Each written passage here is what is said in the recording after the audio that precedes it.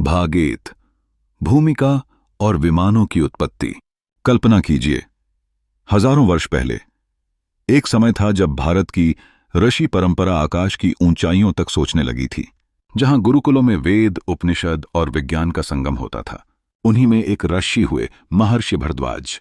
उन्हीं के ज्ञान से जन्म हुआ विमानिका शास्त्र का। नमस्कार श्रोताओं, आज हम आरंभ कर रहे हैं एक दिव्य यात्रा वैदिक युग की उस रहस्यमयी कृति के माध्यम से जिसे विमानिका शास्त्र कहा जाता है। यह वह ग्रंथ है जिसमें प्राचीन भारतीय विज्ञान के अंतर्गत उड़ने वाले विमानों की बात की गई है। हाँ, विमान यानी एयरक्राफ्ट। तो आइए जानते हैं कि क्या है विमानिका शास्त्र और किस प्रकार यह प्राचीन भारत की वैज्ञानिक क्षमता का एक प्रतीक बनता है। 8 विमानिका शास्त्र का परिचय। विमानिका शास्त्र का नाम सुनते ही सबसे पहला प्रश्न उठता है, क्या सच में प्राचीन भारत में विमान थे? क्या हजारों साल पहले कोई ऐसा विज्ञान था जो आज के एरोस्पेस इंजीनियरिंग से मेल खाता था? इस शास्त्र को महर्षि भारद्वाज द्वारा संस्कृत में रचा गया था। कहते हैं उन्होंने यह ज्ञान दिव्य प्रेरणा से प्राप्त किया था। परंतु यह शास्त्र 20वीं सदी की शुरुआत में तब सामने आया जब पंडित शुभराय शास्त्री नामक व्यक्ति ने इसे चैनल किया या कहें संवेदन के माध्यम से लिखा। उन्होंने दावा किया कि यह ज्ञान उन्हें मानसिक रूप से प्राप्त हुआ, एक तरह की दिव्य प्रेरणा से, जिसे वे सूक्ष्म जगत से प्राप्त संवाद कहते हैं। 2 ग्रंथ का इतिहास और विवाद। इस ग्रंथ की लोकप्रियता 1950 के बाद तब बढ़ी जब बंगलौर स्थित वैज्ञानिक और औद्योगिक अनुसंधान परिषद के तत्वावधान में इसका अनुवाद अंग्रेजी में हुआ। G.R. जोसियर नामक विद्वान ने इसे प्रकाशित किया और तब से यह ग्रंथ रहस्य, जिज्ञासा और विवाद का विषय बना हुआ है।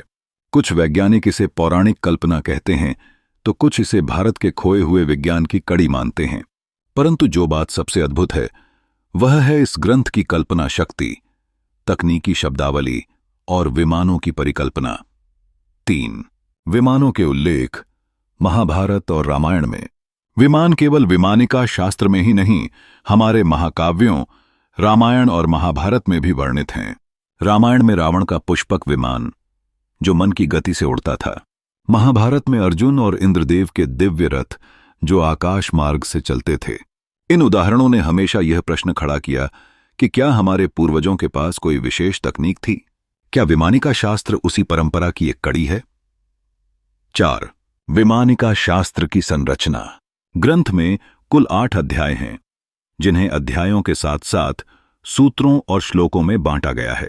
इसकी भाषा कठिन संस्कृत है, जिसे समझने के लिए व्याकरण, वेदों और यंत्र शास्त्र का ज्ञान होना आवश्यक है। मुख्य विषय हैं विमान निर्माण के सिद्धांत, उड़ान के लिए आवश्यक धातुएं, यंत्रों की संरचना, चालक की मानसिक और शारीरिक योग्यता, विमानों को अदृश्य बनाने के उपाय, अन्य विमानों को भ्रमित करने की विधियां और भी बहुत कुछ। 5 प्राचीन विज्ञान या आधुनिक कल्पना। जब 1974 में बेंगलुरु के IISc Indian institute of science के वैज्ञानिकों ने इस ग्रंथ का परीक्षण किया तो उनकी रिपोर्ट में लिखा गया कि यह शास्त्र आधुनिक विज्ञान के मापदंड ओं पर खरा नहीं उतरता।